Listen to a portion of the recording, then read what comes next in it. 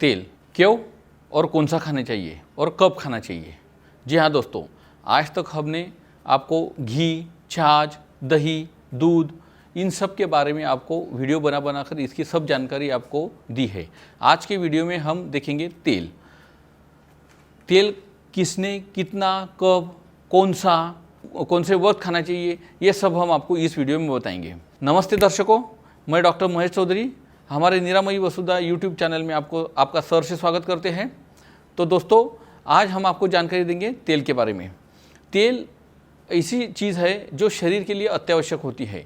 इस अपने शरीर रूपी यंत्र को स्नेहित करने के लिए तेल बड़ा ही आवश्यक होता है।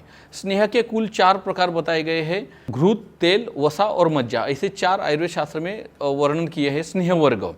तो उसमें से तेल एक है जो अपने शरीर को स्नेहित करता है। ये चारों स्नेहित करते हैं, लेकिन कम अधिक मात्रा में, और हर एक के गुण अलग अलग होते हैं। आजकल हम अक्सर देखते हैं कि डॉक्टर लोग तेल बंद करने के लिए बोलते हैं, तला हुआ खाने के लिए बंद करते हैं, लेकिन ये सरासर गलत है। क्यों, इसकी जानकारी हम आपको इस वीडियो में देंगे। आप अंत तक इस वीडियो को जरूर देखिए। तेल की आज तक हम आजकल बहुत ही इश्तेहार देखते हैं कि इस फलाना कंपनी का तेल है, उस फलाने कंपनी का तेल अच्छा है, हार्ट के लिए अच्छा है। तो इन सब का विवरण और विश्लेषण हम आपको इस वीडियो में बताएंगे। तेल को पतला करने के चक्कर में उसमें सभी पोषक तत्व तकरीबन इन कंपनियों वालों ने नष्ट कर दिए हैं। तेल को नेचुरली घाने से निकाला हुआ खाना चाहिए। मतलब जो कोल्ड प्रेस होता है वही शरीर के लिए हितकर होता है, क्योंकि वो बहुत गाढ़ा होता है। और आजकल तेल को पतला करने के लिए उसको ट्रिपल फिल्टर कर के पानी जैसा पतला कर दिया है। और तेल खाने के लिए, तेल की चीज़ें खाने के लिए सबसे पहला नियम है कि अगर आपको भूख लगी हो तभी खाना चाहिए। अगर भूख लगी है तो वो तेल जो होता है वो पूरा पच जाता है, और पचा हुआ तेल ही शरीर को स्नेहित करता है। अन्यथा ये अपकित रस रह जाता है, और इससे जो बैड कोलेस्ट्रॉल होता है एलडीएल नाम का, वो बढ़ जाता है, और इसकी वजह से धमनी प्रतिचय होता है, जो जिसे हम एथेरोस्क्लेरोसिस कहते हैं, और उससे ही मायोकार्डियल इंफार्क्शन मतलब हार्ट अटैक आने की नौबत होती है। उसके बाद में फिर एंजियोग्राफी और एंजियोप्लास्टी और बाईपास की नौबत आ जाती है। तो ये तेल खाने के लिए सबसे पहले आपको एक नियम का अनुपालन करना है कि आपको भूख लगी हो तभी खाना चाहिए। लेकिन तेल खाना भी जरूरी है, लेकिन तेल कम खाइए, पूरा पचाए, व्यायाम कीजिए और मेहनत कीजिए, तभी आपको खाया हुआ तेल पचेगा। तेल बिल्कुल नहीं खाएंगे फिर भी हार्ट अटैक आता है, तो वो रुक्षता की वजह से। अगर आप बिल्कुल ही तेल खाना छोड़ देंगे तो शरीर में रुक्षता बढ़ जाती है, ड्राइनेस आ जाता है, और उस वजह से भी हार्ट अटैक आता है। ऐसा हम आजकल की ज़िंदगी में देखते हैं। तेल के क्या गुण हैं, तो उसके बारे में आचार्य चरक जी ने कहा है कि मारुतग्नम न च श्लेष्मवर्धनम बलवर्धनम त्वच मुक्तम स्थिरकरम तैलम। तो ऐसा तेल जो होता है वो वातनाशक होता है, कफ को बढ़ने नहीं देता है, बल को बढ़ाता है, त्वचा के लिए हितकर होता है, और उष्ण होता है, शरीर को दृढ़ बनाता है। तो इसलिए तेल खाना जरूरी होता है। तेल में कौन सा तेल श्रेष्ठ है, तो इसके बारे में आचार्य ने कहा है कि सर्वेशाम तैलम जायन्ते तिल तैलम विशेष्यते।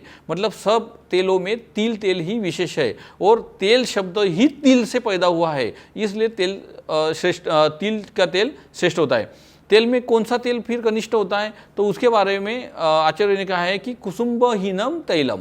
मतलब कुसुम्ब का, मोहरी का तेल जो होता है वो सबसे हीन होता है, निकृष्ट होता है, वो खाना नहीं चाहिए, सेहत के लिए अच्छा नहीं होता है। अभी तेल के प्रकार बताते हैं हम आपको। तेल के प्रकार है एरंड का तेल, सरसों का तेल, चिरौंजी का तेल, अलजी का तेल, कुसुम्ब तेल, ऑलिव ऑयल होता है, राइस ब्रांड ऑयल होता है, और पाम तेल होता है। तो एरंड तेल जो होता है वो बहुत ही मधुर होता है, भारी होता है, कफवर्धक होता है, वात, रक्त, गुल्म और हृदरोग नाशक होता है। सरसों का तेल जो होता है वो मधुर होता है और पचने में भारी होता है। चिरौंजी का तेल जो होता है वो अम्ल, कटु और विपाक में उष्णवीर्य होता है। अलसी का तेल जो होता है अम्ल, कटु, विपाक में उष्णवीर्य होता है, और वात रोगों में लाभप्रद होता है, रक्तपित्त को प्रकुपित कर देता है, ये अलसी का तेल। कुसुम्ब का तेल जो होता है वो उष्णवीर्य होता है, विपाक में कटु, पचने में भारी होता है, विधाकारक होता है, और सब दोषों को प्रकुपित कर देता है। और ऑलिव ऑयल जो होता है ऑलिव के फलों से बनता है। राइस ब्रांड ऑयल और पाम तेल जो होता है वो हाईली सैचुरेटेड फैटी एसिड होता है। दोस्तों, ये पाम तेल के बारे में मैं आपको बताना चाहूँगा कि भारत में 90 से 95 के 5 साल के बीच में जब दुनिया में जागतिकीकरण का और फ्रीली व्यवहार ग्लोबली शुरू हो गया था, तब की गवर्नमेंट ने अपने ऑयल में, जो खाने के तेल में पाम तेल को मिक्स करने की परमिशन दी थी और उसकी वजह से देश के बंदरगाहों पर बाहर के देशों से बहुत सारा पाम तेल आने लगा था और इसमें फिर 20 से 80% तक मिलावट होने लगी थी। और यही वजह है कि तब से फिर भारत के लोगों को कोलेस्ट्रॉल की, ब्लड प्रेशर की और डायबिटीज की बीमारियां बढ़ने लगी है। तो ये वो पाम तेल की वजह से होता है। तो ये पाम तेल में हाईली सैचुरेटेड फैटी एसिड होने की वजह से ये सब प्रॉब्लम क्रिएट होती जा रही है। तो इसलिए आपको पाम तेल टालना चाहिए। पंचकर्म के लिए तिल तेल ही मालिश होती है, तिल तेल ही इस्तेमाल किया जाता है। जो सिद्ध तेल हम बनाते हैं दवाओं के लिए, तो उसके बारे में कहते हैं कि तैलम संयोगा संस्कारात सर्व रोगापहम पहम। तो औषधियों के संयोग से जो अनेक प्रकार के संस्कार तेल पर परिपाक करने पर किए जाने से तेल में सभी वो वनौषधि के गुणधर्म आ जाते हैं और वो तेल जो होता है वो सभी रोगों को दूर करने वाला हो जाता है। तेल में योगवाही गुण होता है, वो उन वनस्पतियों का गुण अपने में समा लेता है और वो उस तरह से काम करता है। तेल की प्रशंसा में आचार्य चरक जी ने कहा है, तेल प्रयोगाद अजरा निर्विकारा जितश्रया आसन्यति बला संख्य दैत्याधिपतया पूरा। तेल का प्रयोग करके दैत्यों के राजाओं ने वृद्धावस्था और रोगों के तथा परिश्रम से होने वाली थकावट को जीत लिया था। वे युद्ध में भी अति बलशाली बने रहते थे। तद्विस्तिषु च पानेषु नस्य कर्णाक्षी पूर्णे अन्नपान विधौ च अपि प्रयोज्य वात शांतये। तिल तेल को बस्ती कर्म, पान, नस्य, कर्ण और नेत्र पूरण के लिए इस्तेमाल किया जाता है। अनेक प्रकार के खाद्य तथा पेय पदार्थों के में संस्कार के लिए तथा वात शांति के लिए प्रयुक्त किया जाता है। खाने का तेल हर 2 महीने बाद बदलते रहने चाहिए। इससे सभी प्रकार के तेलों का न्यूट्रिशन, पोषण हमें प्राप्त होता है। आजकल सभी प्रकार के घानी का तेल मिलने लगा है, जिसे हम कोल्ड प्रेस कहते हैं। वो गाढ़ा होता है, उसमें ज़्यादा से ज़्यादा प्रोटीन्स वगैरह होते हैं। पहले के लोग घाने के तेल ही खाते थे और खेत में मेहनत करते थे, इसलिए वो तंदुरुस्त रहते थे, रोग उनको होते नहीं थे। आजकल तेल पर इतनी प्रोसेस होती है कि उसका पोषक तत्व ही निकाल दिया जाता है, ना टेस्ट ना गुण, पानी जैसा पतला कर देते। तेल जैसा ही होना चाहिए, ना कि पानी होना चाहिए। खाना पकाते हुए खाना पकाना हुआ कि तेल के सिवाय हम खाना बनाना मुमकिन नहीं है। लाल मिर्च की सब्जियां जब हम करते हैं तो उसमें तेल ही क्यों इस्तेमाल करते हैं? क्योंकि मसालों के गुणधर्म होते हैं रुक्ष, और ये रुक्ष होने की वजह से उनकी सब्जियां तेल में ही बनाई जाती है, ताकि मसालों की रुक्षता का और उनकी तीक्ष्णता का शरीर पर बुरा असर ना हो। इसलिए हम तेल की लाल मसालों की सब्जियां तेल में ही बनाते हैं। तेल में सैचुरेटेड फैट होता है, मोनो अनसैचुरेटेड फैट्स होता है, पॉली अनसैचुरेटेड फैट्स होता है, ओमेगा 3, ओमेगा 6 होता है। ओमेगा 6 का प्रमाण जितना ज़्यादा होता है वो शरीर के लिए हितावह होता है। नेचुरली सब तेलों में फैट सोल्यूबल विटामिन होते हैं, जो ADE के हम कहते हैं। तेल बी से तेल में फाइटोस्टेरॉल उतरता है। कोलेस्ट्रॉल कम करने के लिए फाइटोस्टेरॉल बहुत कारगर होता है, इसलिए जिस बी में फाइटोस्टेरॉल ज़्यादा होता है वो तेल सेहत के लिए अच्छा होता है। तिल में ज़्यादा ओमेगा 3 होता है और फाइटोस्टेरॉल ज़्यादा होता है, इसलिए तेल का तेल खाना अच्छा होता है। तलते हुए अगर तेल में से धुआं निकलता है तो वह खाने के लिए हितकर नहीं होता है। तेल में से अगर धुआं निकलना शुरू हो जाता है तो वो तेल खाना नहीं चाहिए, क्योंकि वो अन्य काम के लिए हम इस्तेमाल कर सकते हैं, जैसे कि मालिश करना या पैरों में पाता भेंगा करना, इनके लिए वो तेल इस्तेमाल कर सकते हैं, लेकिन खाने के लिए नहीं। क्योंकि ये धुआं अगर हम सांस में से अंदर लेते हैं तो उसमें से फुफ्फुस का कैंसर हो सकता है, वो कार्सिनोजेनिक बन जाता है। तेल से धुआं निकलता है, इसका मतलब तेल का डिग्रेडेशन शुरू हो गया, ऐसा समझना चाहिए।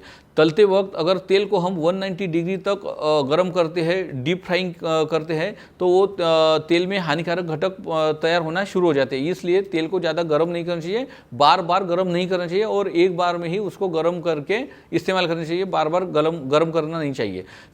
तेल का विटामिन ई जो होता है वो 220 डिग्री पर निष्प्रभ हो जाता है। तेल का मोनोसैचुरेटेड फैट्स जो होता है वो LDL को कम करता है और HDL पर कुछ परिणाम नहीं करता है। इसके उलट जो पॉली अनसैचुरेटेड फैट्स होता है तो वो LDL को भी कम करता है और HDL को भी कम कर देता है। इसलिए मोनो अनसैचुरेटेड वाली जो तिल तेल, ऑलिव तेल और शेंगदाना तेल जो होता है, मूंगफली का तेल, ये इस्तेमाल करना चाहिए, और ये भी हर 2-2 महीने में बदलते रहना चाहिए, ताकि इन सब तेलों का अच्छा असर हमें शरीर पर देखने को मिले।